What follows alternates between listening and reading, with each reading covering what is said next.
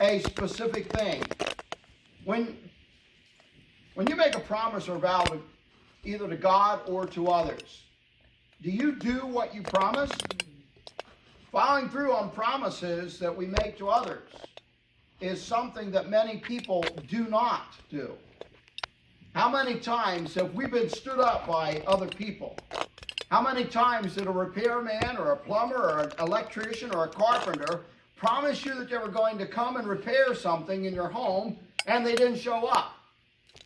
Within the first month of our move to Sullivan County back in July of 1985, we had 2 different people stand us up.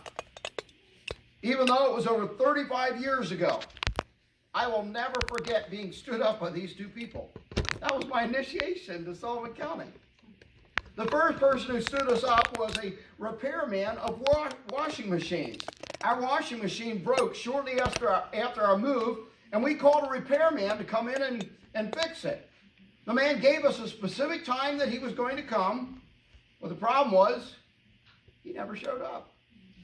We called him back, and he lined up a second time that he would come and repair our washing machine. And guess what happened the second time? He never showed up.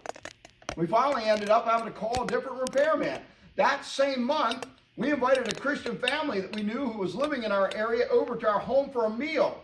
And Cindy had made a nice dinner. And we're really looking forward to being able to host this family in our home. But they never showed up. No phone call, no explanation whatsoever. There's not a person in this room that has not been stood up by other people. Sometimes people have legitimate reasons for not following through on their promises, and sometimes they don't. I cannot even count the number of people that have stood me up over the years. Many people simply do not fulfill the promises that they make to other people. Romans chapter 1, verse 31 in the King James refers to people who do not fulfill their promises to others as covenant breakers. The NIV translates this word faithless. It refers to someone who does not keep their promises and is unreliable and untrustworthy. Lenski, a Bible scholar, says this word means to be false to covenants or agreements. He comments that you cannot trust even the strongest promises and vows that these kind of people make. And if you're following along on the back of your bulletin is this morning's outline minus some key words. Please notice with me how the Bible describes people who are unreliable in keeping their promises. Psalm chapter 78 verse 57 reads, like their fathers, they were disloyal and faithless, as unreliable as a faulty bow. If you've ever gone bow hunting or sought to shoot in a bow to make sure that it was on target, you know how frustrating it can be. One time you shoot it and you're near the target, and then you lower the sight a little, and then you miss the target altogether. That same frustration we experience when people don't keep their promises. Please notice with me Job chapter 6, verse 15. But my brothers are as undependable as intermittent streams. People who don't follow through on their promises are as undependable as a stream of water that's flowing one day and not flowing the next.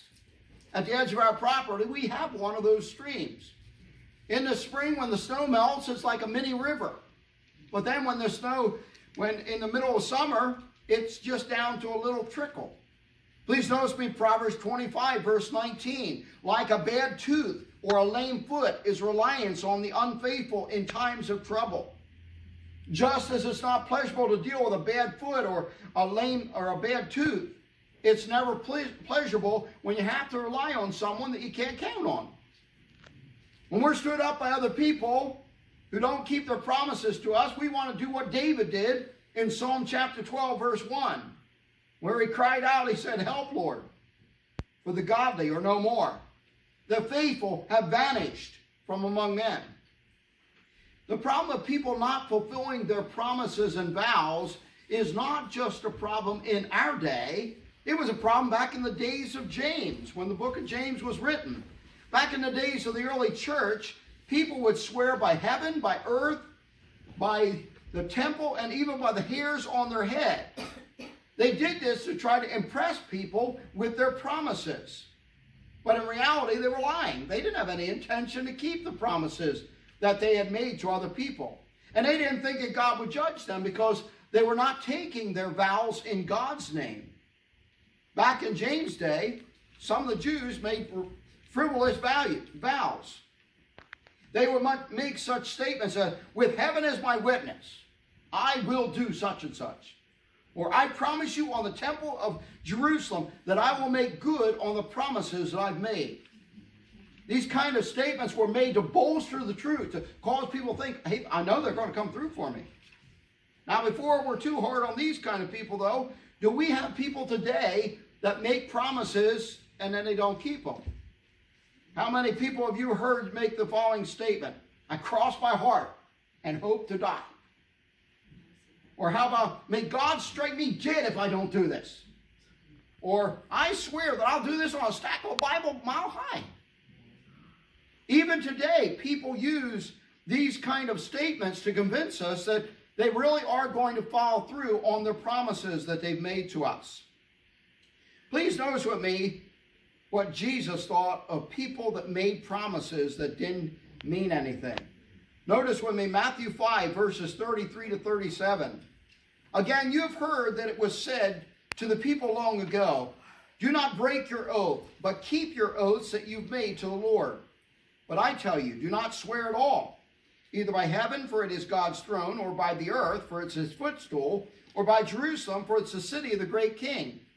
And do not swear by your head, for you cannot make even one hair white or black. Simply let your yes be yes and your no, no. Anything beyond this comes from the evil one. The Jews back in Jesus' day and in James's day appealed to heaven, to the earth, to Jerusalem, and to their own heads as a way of making their vows less binding.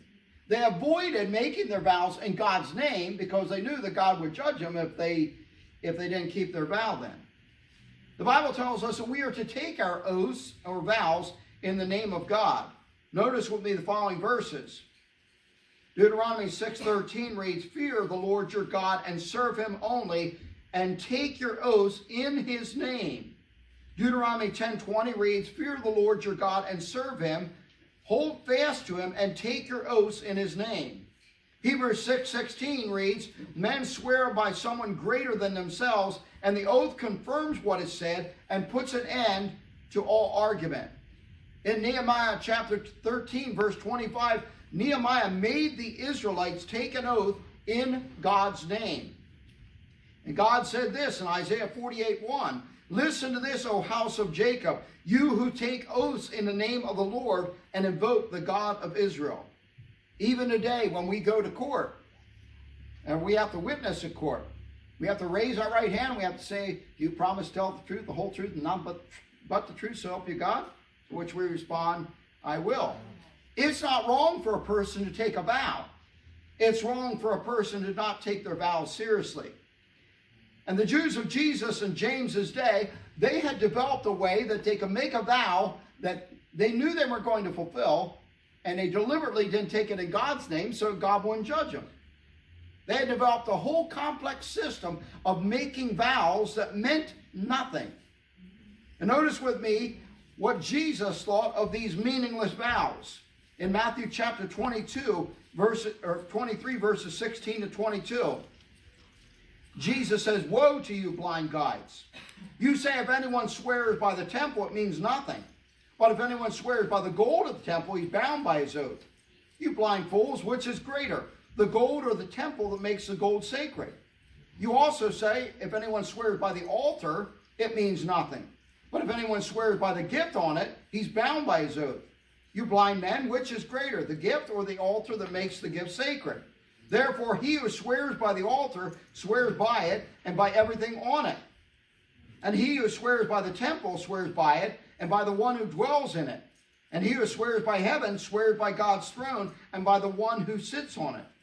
Jesus highly condemned if we make promises or vows and then not keep them. Now keep in mind that the early church was first made up of Jews. And many of these Jews had been converted out of Judaism. And so they brought these same vows into the early church that they really didn't intend to keep. Keeping your promises and word to others, it meant nothing back in the New Testament time. I fear that not much has changed since the days of the early church. How many times have we had people promise us something and then they didn't follow through on what they promised us? And worse yet, how many times have we promised someone something and we didn't follow through on what we promised? We have totally lost the understanding of the seriousness of keeping our vows and promises that we make to others. To some people, it don't mean anything to break your promises to you. There are 4 things I want us to notice from our text in James 5, verse 12, which reads, "Above all, my brothers, do not swear, not by heaven or by earth or by anything else. Let your yes be yes and your no, no, or you will be condemned." The central thought behind this is that as Christians, we are always to keep our promises and vows to other people. When a Christian says, "I'll be at such and such a place at such and such a time," you can take that to the bank that they're going to be there. And if they're not, they have a really good reason why they didn't follow through on what they promised. The first thing I want us to notice from James 5, verse 12, is the extreme importance of believers keeping their promises and vows. James starts out this verse by saying, "Above all, my brothers." The King James translates this, "but above all things." This phrase sets this command as a distinguished and very important command. Why did James say, above everything else, keep your promises and your word? Is the sin of not keeping our promise more serious than the sin of murder or adultery or stealing? Of course not. But God says it's in the same category.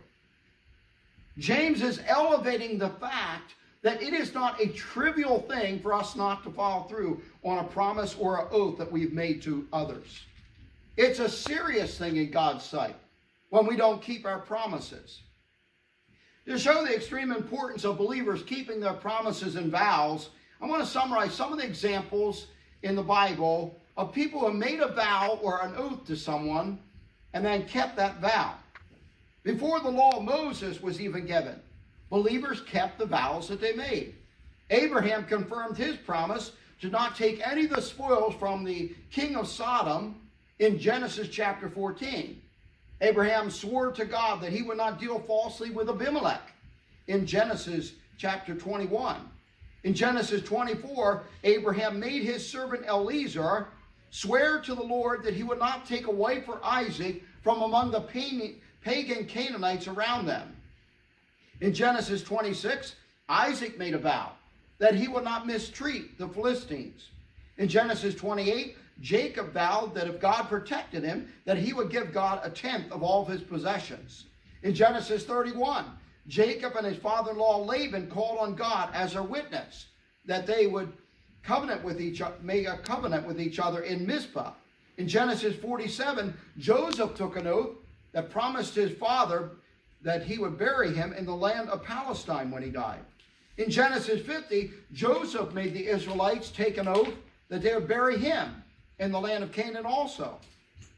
And after the law of Moses, here are some of the people, believers, that took vows before God. In Numbers chapter 21, verse 2, the Israelites vowed to God that if he gave them victory over their enemies, that they would totally destroy their cities. In Joshua 9, Joshua and the leaders of Israel took an oath that they would not harm the people of Gibeon, even though they had tricked them into making a covenant with them, which they didn't hurt them. In Judges 21, verse 5, the Israelites took an oath that if any Israelite did not assemble at Mizpah, that they would certainly be put to death. In Ruth chapter 1, Ruth vowed to go wherever Naomi went and wherever Naomi stayed. She vowed that she was making Naomi's God her God. In 1 Samuel 1, Hannah made a vow to God that if God gave her a son, that he would dedicate that son to God for the rest of his life. In 1 Samuel 20, David and Jonathan made an oath with each other that they would remain committed to each other even after death to their descendants. In 2 Samuel 15, a man named Tittai vowed to stay with King David, even if it meant him being killed during Absalom's insurrection. In 2 Chronicles 15, in the days of King Asa, Israelites vowed to enter into a covenant with God with all their heart and soul. And this is not an all-inclusive list. I've missed a lot of them. But what I don't want you to miss is that God recorded for us in the Bible many of the oaths and vows that people made in his name, both before the Jewish law and after the Jewish law. Back in the Old Testament time era, when people made a promise or oath, they kept their promise. If a person promised you they would do something or they wouldn't do something, they fulfilled that promise. Why did God record for us in the Bible all these men and these women that made these vows and oaths and then kept their vow before God? I believe it's because vows and promises are very serious to our God. It's extremely important for us as followers of Christ to keep our promises and the vows that we have made to God.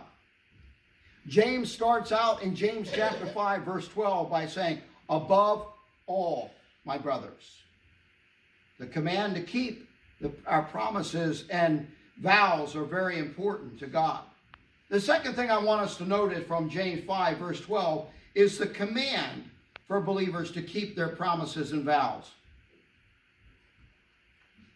Once again, notice with me James 5, verse 12, which reads, do not swear, not by heaven, or by earth, or by anything else.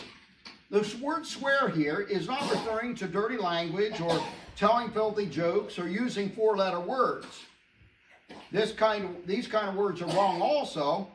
Ephesians 5, verse 4 says, nor should there be obscenity, foolish talk, or coarse joking, which are out of place, but rather thanksgiving. But in James chapter 5, verse 12, God is specifically commanding us not to make frivolous vows or promises that we don't intend to keep. Now, God does not suggest that we not make frivolous vows. He doesn't say it's not a good idea. God commands us not to make vows or promises that we don't intend to keep. Now, this is not to say that we're never to make vows or take oaths.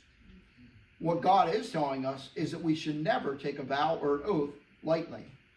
We can take vows, but we're not to enter into them lightly or in a happy-go-lucky manner. Now, we all know that there are several vows or oaths that people take today, the most common of which is the wedding vows. While the institution of marriage is definitely under attack today, we are still to honor our wedding vows. If I don't know a person very well, I won't officiate at their wedding unless I have tried to help them prepare for their wedding by going through counseling sessions. The reason I do this is because I want other people to take their wedding vows as seriously as what I do. Other vows include child dedications, where parents dedicate themselves to raising their children to know God. They vow before God and before witnesses that they will do everything in their power to bring their children to Christ and then to surround them with good Christian influences. In courtrooms, we take vows to tell the truth. Another type of vow is a church covenant. When a person joins a church, they're making a vow before God that they have trusted in Christ as their Savior and that they're in agreement with that church and that they will be faithful to that church. Now, not only is it extremely important for believers to keep their vows and that God commands us to keep our vows, but the third thing I want us to notice is the call for believers to be simply honest in whatever it is that we say or promise to others. James 5:12 reads, above all, let your yes be yes and your no, no. What is God really saying in these verses? Well, God is telling followers of Christ to be simple and honest with others in the area of our promises. Christians are to be people whose yes means yes and whose no means no. People of unswerving integrity. As followers of Christ, we're to be known as a people who keep our word. When we as Christians say to someone, I'll be somewhere at such and such a time in such and such a place, you can take it to the bank that we'll be there. Or we will have a really good reason not to be there. A simple yes or a simple no. That's all you need from a man or woman of God. The fourth thing I want us to notice from James 5 verse 12 is the judgment of those who don't keep their vows and promises. James 5:12 reads, above all, let your yes be yes and your no, no, or you will be condemned. The King James translates it, lest you fall into condemnation. There are two ways that Bible scholars interpret this. The first way is held by John MacArthur, who states that this is a sober warning to those who continue to blaspheme God's holy name through lying oaths. He said they will face eternal damnation. He believes that those whose lives are characterized by a pattern of lying show that they're not believers. The second way this verse can be interpreted, this phrase can be interpreted, is that God promises to judge or chasten a person that carelessly makes oaths and promises and then doesn't keep them. I would kind of lean toward this one for a couple reasons. First off, because it's supported by other verses in the Bible. Notice with me Ecclesiastes 5 verses 4 to 6. It says, when you make a vow to God, don't delay in fulfilling it, because he has no pleasure in fools. Fulfill your vow. It's better not to vow than to make a vow and not fulfill it. Do not let your mouth lead you into sin, and don't protest to the temple messenger, my vow was a mistake. Why should God be angry at what you say and destroy the work of your hands? God says that if we make a vow and then we don't keep it, he'll destroy the work of our hands. That's kind of scary. God also promises judgment upon those marriage partners that do not keep their wedding vows. Please notice with me Hebrews 13:4. Marriage shall be honored by all, and the marriage bed kept pure, for God will judge the adulterer and all the sexually immoral. God promises those that are married that if you do not keep your marriage vows, that he will unleash his judgment upon them. When we put all these things together from James chapter 5 verse 12, we see that keeping the promises and vows that we make to others is a very serious thing to God. God commands us to keep the promises and vows that we make to both him and to others. God calls us to a life of honesty, where God, if we say, yes, I'll do something, then we can count on that person coming through. And God promises to judge or chasten a person who carelessly makes oaths or promises but doesn't keep them. So what do we take home from James chapter 5, verse 12? There are two central thoughts. Central thought number one, as followers of the living Christ, we are to fulfill the promises and vows that we make to others. We are to take the promises and vows that we make to others very seriously. Please notice with me Psalm 76, verse 11. It says, make vows to the Lord your God and fulfill them. Psalm 116:14 says, I will fulfill my vows to the Lord in the presence of all his people. God does not forbid us from making vows. He does forbid us from not keeping those vows. Please notice with me excerpt from Psalm 15, verses 1 to 4. The psalmist says, Lord, who may dwell in your sanctuary? Who may live on your holy hill? He whose walk is blameless, and who does what is righteous, who speaks the truth from his heart, who keeps his oath even when it hurts. One person has put it, the only difference between a rut and a grave is the death. The same could be said of the area of promises. The only difference between a promise and a vow is the seriousness of all the parties involved. We are to fulfill the promises or vows that we make to other people, even when it's inconvenient, even when it's difficult for us to do so. Let me give you an example of this from the past. On several occasions, many years back, I promised several elderly church members that I would officiate at their funeral when they died. On several occasions, I was down in Lancaster County, Pennsylvania, visiting my family when those people passed on. And I had a choice to make. Was I going to honor my word and my promise to them, or wasn't I? Well, needless to say, my vacations got cut short. God expects us to keep our word even when it hurts, even when it's not convenient. We're not to glibly or casually make promises to other people. That's why King David said this in Psalm 116:14. He says, I will fulfill my vows to the Lord in the presence of all of his people. Jonah made a vow in the middle of the belly of a fish. In Jonah chapter 2, verse 9, Jonah said, what I have vowed, I will make good. He wanted out of that fish pretty bad. Other verses talking about vows include Numbers chapter 30, verse 2, Deuteronomy 23, Ecclesiastes 5, and Proverbs chapter 20, verse 25. We are never to take our vows and our promises lightly. Why? God doesn't.